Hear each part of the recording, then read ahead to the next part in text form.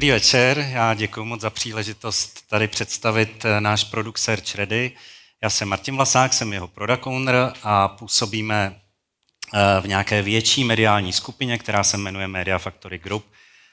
Já vám dneska představím jeden příběh úspěšného nasazení našeho vyhledávače, na kterém se ale podíleli i naši kolegové z Digital Vision, což je jedna z firm v naší skupině, a kteří se postarali o nějaký online marketing, vyladění online marketingu a komunikace našeho klienta Besta.cz.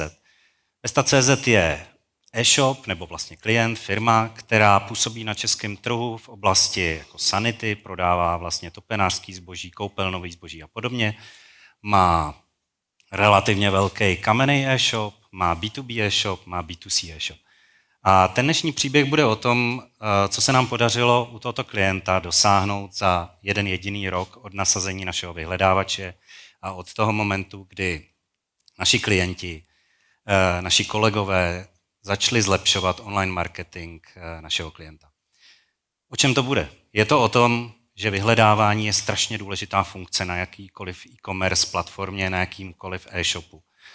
Je to o tom, že společnost Salesforce změřila, že pouze 4% uživatelů, kteří přijdou ve východní Evropě na váš e-shop, vytvoří 16% vašeho obratu. Jsou to průměrná čísla z obrovských dat. A může to být i mnohem víc. Jo? Příběh našeho klienta je třeba o tom, že tam vyhledává 17% uživatelů a dělá desítky procent jako obratu, jenom z vyhledávání. Na konci to uvidíme. Takže se na to pojďme podívat, co jsme s tímto klientem z Besta.cz za poslední rok společně zažili a co jsme dokázali. Když ten rok skončil, po té, co jsme ten příběh začali, tak jsme byli i my sami jako udiveni tím, že se nám podařilo zpětinásobit výnosy od vyhledávajících uživatelů. Ani my jsme to nečekali. Podařilo se nám to díky tomu, že jsme téměř o 70% zvedli konverzní poměr z vyhledávání, konkrétně z 2,5% na 4,3%. A podařilo se nám to díky tomu, že naši kolegové vlastně z Digital Vision přivedli ze svých kampaní z online marketingu, zdvojnásobili návštěvnost toho daného e-shopu. Já se k těm číslům jako v závěru ještě vrátím, budu tam těch dat mít víc. A teď jsme teda pojďme podívat, jak vlastně celý ten náš příběh se odehrával. Co byly podle mě ty základní složky toho úspěchu? Za prvé technologie. Tou technologií je interní vyhledávač, tedy nějaký nástroj, když přijde k vám někdo na e-shop nebo i na web, je potřeba zmínit, že ten náš nástroj je univerzální. Není to čistě pro e-commerce platformy. My máme zhruba 10% našich klientů jsou vlastně obsahový weby, který jako nic neprodávají, nebo je to jenom katalog, nebo je to klient, který má intranet a potřebuje, aby jeho zaměstnanci rychle našli informaci, kterou potřebují. Ale dnešní příběh je o té e-commerce, tak já u ní zůstanu. Takže nevyužitý potenciál v oblasti vyhledávání, technologie. Synergie té technologie a online marketingu. My potřebujeme, aby jsme mohli jako zvednout tu konverzi toho e-shopu, tak potřebujeme mít koho konvertovat. Tam potřebujeme návštěvnost. A tu nám přivádí vlastně kvalitní práce v oblasti online marketingu a kvalitní práce našich kolegů ji přivedla. A není to jednorázová věc. Jo. Další a strašně důležitá složka vlastně i tohohle příběhu, ale jakýhokoliv příběhu Search Ready, toho, co děláme, je dlouhodobá práce. My se snažíme s našimi klienty pracovat od začátku velmi intenzivně, když nasadíme náš vyhledávač na jejich e-shop. Třeba první 3 měsíce opravdu neustále sledujeme, sbíráme data, co kdo hledá, na co kliká. Sledujeme, co ty lidi hledali, když nic nenašli. Sledujeme nejčastější hledaný výrazy. A s těmi daty prostě pracujeme, protože každý jako zlepšení a docílení nějakého životního úspěchu je vždycky proces. Nikdy jako zázraky nepadají, jako se nedějou ze dne na den. Takže ta iterativní boj a dlouhodobá práce je to, co potřebujete. A my jsme to skloubili dohromady vlastně s kolegama z online marketingu, kdy oni ovlivňovali svojí prací nás a zase my svými daty, zase jsme třeba ovlivňovali jejich práci. Pojďme se podívat teda, jak to vypadalo na začátku. V čem byla problém vlastně té vyhledávače na Besta.cz. Tento e-shop je postavený na platformě ShopTet. Ta je v Čechách naprosto dominantní a myslím, že i na Slovensku bude pravděpodobně to největší e-commerce platforma, na který je postavena spousta e-shopů. Ale Nechci je hejtit, ShopTet nemá úplně špičkový vyhledávání ve svém základu. Zároveň to vyhledávání nijak jako nezbírá důležitá data o tom, co se v tom hledání děje. Má nějakou základní statistiku, co lidi hledali, jak často a to je všechno. To vyhledávání nemá žádnou filtraci. Lidi si nemůžou napřímit ten full textový výsledky velmi rychle pomocí prostě filtrů a získat a dostat se k tomu produktu, který chtějí. A i ta relevance trošku pokulhává. Já vám pak budu ukazovat konkrétní příklady srovnání prostě hledaný výraz, vyhledávání staré, vyhledávání na Search Ready. Další jako problémem, který tam Besta trošku měla, nebyla úplně dobře zpracovaný produktový katalog. A můj předřečník to tady jako zmínil. Jo, na závěr vlastně v těch odpovědích, že jako kvalitní produktová data jsou naprostý základ. Že on říkal, jako na marketplacech lidi prostě neklikají přes navigaci, jdou hledat. Těch produktů je tam prostě strašně moc. A ta struktura toho katalogu je strašně složitá, členitá, hluboká. Vy se nechcete doklikávat jako k tomu produktu, jdete hledat. A hledat se dá dobře jenom tehdy, když máte dobrý titulky, dobrý popisy dat, dobře nastavený parametry, aby se dalo vlastně ten obrovský balík těch produktových dat nějak efektivně profiltrovat. Takže nejenom full textem prohledat, ale ještě profiltrovat. Takže to byly určitý problémy, které se vyskytovaly na Bestě a které se nám podařilo během toho roku prostě nějakou iterativní prací postupně zlepšovat. No a aby jsme si mohli říct, že se nám to daří, musíme mít jako nějakou vazbu z toho vyhledávání ve finále na data, které mají a na metriky, které nám vypovídají o výkonnosti našeho e-shopu, něco důležitého. To znamená, potřebujeme měřit konverzi z vyhledávání, potřebujeme vědět, jaký výnosy mi přidávají uživatelé, který hledali. Potřebujeme znát průměrnou výši objednávku od tohoto segmentu uživatelů. Ani toto nebylo dobře v případě Besty nastaveno. No a co se týče těch kampaní, byly špatně měřený. V GAčkách byl duplicitní data, chyběly tam nějaký klíčové metriky, ty e-commerce metriky v něčem, čemu se říká jako data layer, což je nějaká datová vrstva v rámci vlastně té vaší aplikace, v který musí být informace o tom, kolik ten produkt stojí, jako, když ho vložíte do košíku, abyste to mohli předat do GAček. Takže tohle všechno tam taky do určité míry pokulhávalo a bylo úkolem našich kolegů z online marketingu nejenom jako nastavit udělat ty kampaně, ale zajistit, že budeme vědět v každý okamžik, jak performujou a budeme schopní to doložit hlavně našemu klientovi. Klient používal zastaralé textové formáty, ta efektivita těch jeho kampaní nebyla úplně nejlepší. Pojďme se teda podívat, jak jsme tuhle výzvu jako slezli. Jo? Prostě kam se nám podařilo za ten rok dostat a jak jsme to udělali. Search Ready, já už jsem to tady zmínil, byla ta klíčová složka toho úspěchu. Jenom pro vaši informaci, je to vyhledávač, který si můžete předat do té své webové aplikace bez jakýhokoliv vstupního nákladu. Ano, platí se licence, pravidelná měsíční licence, ale nemusíte zaplatit žádný vývojáře.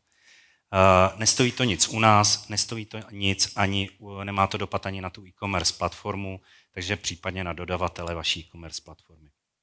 V rámci prvotního nasazení vám to customizujeme, vzhled, to znamená ten design, té stránky z výsledky vyhledávání, sedí s vaším e-shopem.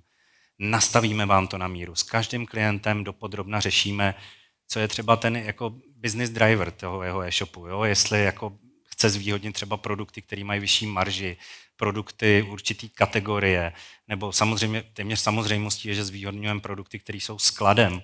A těch obchodních signálů je celá řada a je to velmi rozličný podle e-shopu a každému tohle na míru po nějaký diskuzi a po nějakým prvotním zaškolení prostě nastavíme. Tak ať se ale pojďme podívat, ať jenom nemluvíme o teorii, tak pojďme se podívat na to, jak vlastně vypadalo to vyhledávání starý. Besta prodává prostě, že jo, jako nějaký to instalatérský sanitární zboží.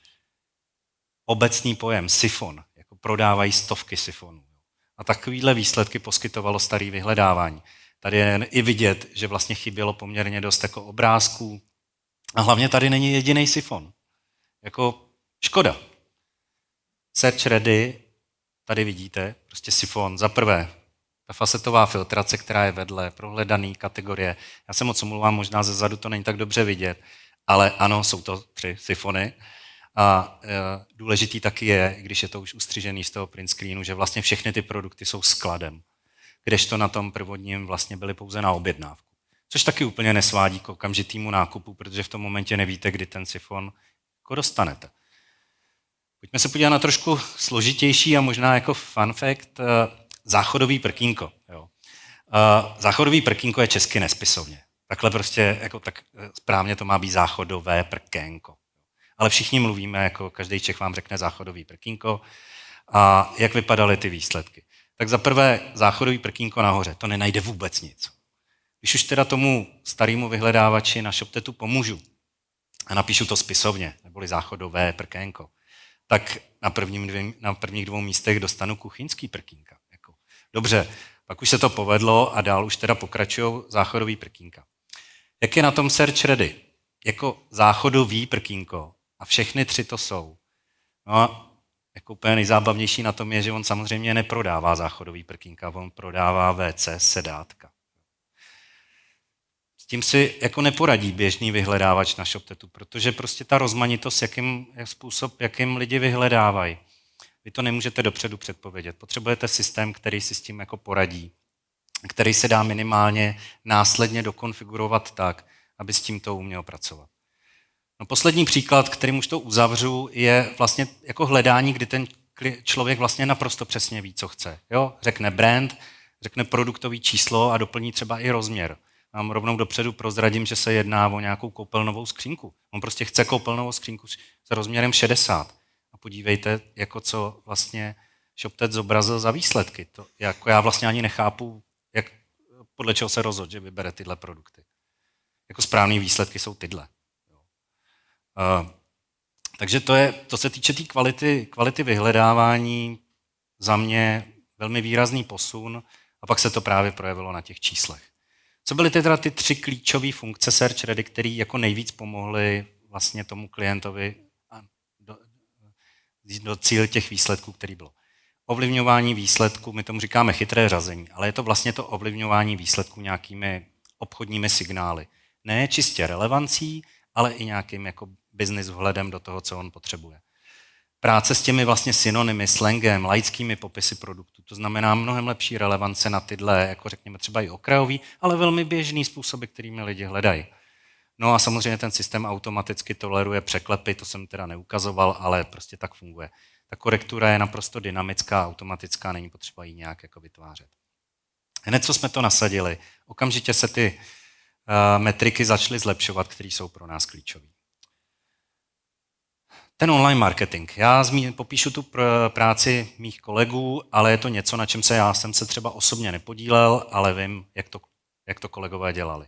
Takže co bylo z jejich pohledu nejdůležitější? Ještě než vůbec spustili ty kampaně, než je nasetovali, než je vymysleli, rozdělili budget a připravili nový reklamy, tak potřebovali začít to správně měřit. Což pomohlo i nám, protože jsme společně vlastně mohli pak klientovi dokládat jak efektivitu jejich práce, tak efektivitu práce naší. Pro nás bylo třeba důležité si vytvořit Google Analytics jako speciální vlastní audienci, abychom dokázali naprosto přesně rozlišit jako uživatele a návštěvy, který vyhledávali. Jo, my pak na základě toho jsme schopni naprosto přesně klientovi reportovat ten náš přínos. A reportujeme to skrze nástroj Looker Studio, nevím, jestli ho znáte, ale je to fakt fajn služba od Google, do který si můžete napojit data, my to děláme data z GAček a z AdWords, a tam vizualizovat a pravidelně reportovat klientům vlastně ten success. Takže to byla první věc. Druhá věc je ukázka toho, jak vypadaly, prostě klasika, známe to, jo? Prostě klasický textový formáty, s těmi klient pracoval. Na to naši kolegové přišli a v Google Ads vytvořili vlastně ty nový typ kampaní, kterému se říká Performance Max. Já na tohle nejsem příliš odborník, to přiznávám, ale jsou to prostě dynamické kampaně, které už jsou řízené přímo katalogem produktů, přizpůsobují se médiu, kde se zobrazují, vidíte, že se automaticky vytvářejí prostě třeba reklamy na YouTube. Takže je to vlastně jako druh kampaně, který je podstatně efektivnější než ty staré formáty. A kolegové nepracují jenom s AdWords, ale pracují vlastně i s českým reklamním systémem od Seznamu s S-Clickem, kdy neustále jako vlastně rozdělili ty cílovky na dvě skupiny, nastavili různý cíle, nastavili různý budgety a pracovali vlastně s každým tím jako médiem trochu jiným způsobem. Podle posledních informací na začátku to bylo tak, jak ukazuje opravdu ta infografika, že Google Ads tam šel většina budgetu, v současnosti údajně už převládá jako S-Click. Takže práce s těma dvěma kanálama je zase něco, co dělali. Na týdenní bázi to kontrolovali a každý měsíc se scházeli s klientem a rozhodovali se s ním, jak jako vlastně dál to jako optimalizovat. To, co bylo pro nás důležité, je, že kolegové vlastně zapracovali i na tom, aby ten klient měl ty správné data u produktu. Já jsem tady zvýraznil, že vlastně mu často chyběly, že ty obrázky. Neměl úplně dobře udělané titulky a i popisky produktů nebyly vždycky, neobsahovaly ty správné klíčové slova. Zároveň s ním pracovali na tom, aby mu přestrukturovali celý strom celý katalog a strom kategorií. Zase, aby se v něm zaprvé uživatelé dobře zorientovali a taky, aby se v něm dobře hledalo. Takže to byla jejich práce, která synergicky ovlivňovala nás, protože jakmile se zlepšují produktové data a kategorizační data, nám to pomáhá. My pak líp nacházíme ty správné produkty. No a teď znova ty data. Toto jsou data za PPC. Jedno číslo už jsem zmínil. Oni kolegové dokázali za rok, a tady se porovnávají data od května 23 do května 24, což byl 12 měsíců, teda vlastně 13 měsíců předtím, než jsme se pustili do naší práce a následních 13 měsíců. Tak jim se podařilo, jak jsem říkal, zdvojnásobit obrat z PPC kampaní. Přivedli o 80% víc návštěvníků a zvýšili téměř o 70% ziskovou marži toho klienta. To je jeho interní metrika, kterou on si měří, jako kolik na tom vydělává. Takže prostě za mě za jeden jediný rok, srovnání 2 roků po sobě jedoucích, krásný čísla. Co se povedlo nám, našemu týmu Search Ready? Nám se podařilo zvednout průměrnou výši objednávky o 80%, konverzi o téměř 70%. A když si to ještě spojíte s tím, že tam na ten e-shop chodilo 2x tolik lidí, dvojnásobek lidí, nakupovali každý z nich, když už nakoupil, tak nakoupil o 80% víc a nakoupilo jich o 70% víc jich konvertovalo, tak pak z toho vzniká to úžasné číslo, jakože 5násobek nárůstu výnosů od vyhledávajících uživatelů. Jako klient byl samozřejmě spokojený, že jo? Jako, aby nebyl. Měli jsme z toho velkou radost. Pokračujeme dál v té práci. Když jsem se koukal na poslední čísla, jak jsme na tom dál, protože ono, když se zlepšujete z nějaký, řekněme, nízký úrovně, tak to samozřejmě jde snážit, že jo? Ale zlepšovat se, když se dosáhnete, už to funguje dobře a stále dál se zlepšovat. Začíná být těžší a těžší. Takže samozřejmě ta růstová křivka už se trošku sploštila, ale pořád ještě rostem. Takže věřím, že kdybych tady byl za rok, tak dokážu vám přinést, nebo pravděpodobně ta čísla budou zase ještě o trošičku vyšší.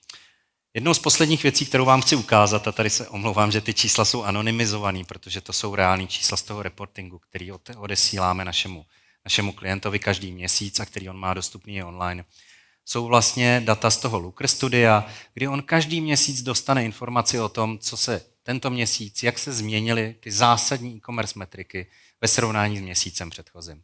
A to, co tady jsem nerozmazal, je vlastně to číslo, že u něj hledá 17% uživatelů. A tyhle uživatele u něj dělají 44% jeho výnosu. Takže ještě pojďme si rychle zopakovat, mám poslední minutku, co je podle nás ten recept na ten digitální růst. Technologie, Search Ready.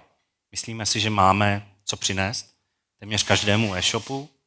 Je to spojení s online marketingem, který přivede tu návštěvnost, se kterou my si pak poradíme a dokážeme ji jako skonvertovat v nákup. No a je to nějaká synergie a iterace, která prostě musí dlouhodobě probíhat a musí se dlouhodobě zlepšovat. My si hodně zakládáme na tom, že nenecháváme tu naší technologii vlastně jenom bejt, nasadit a uživateli plať licenci a prostě čerpej benefity. My se s klienty pravidelně potkáváme, telefonujeme si s nima, řešíme ta data, protože víme, že to je práce.